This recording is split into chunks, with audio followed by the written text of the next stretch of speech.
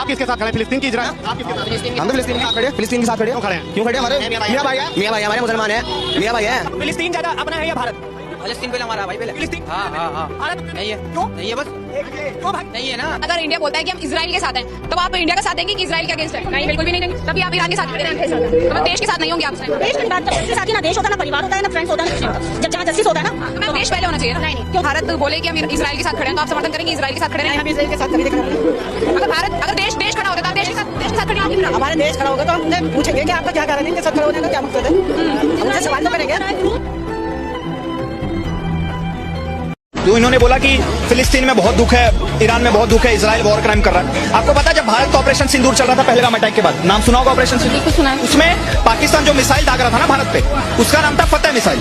और फतेह मिसाइल आती कहां से? उसका मैन्युफैक्चरर है ईरान।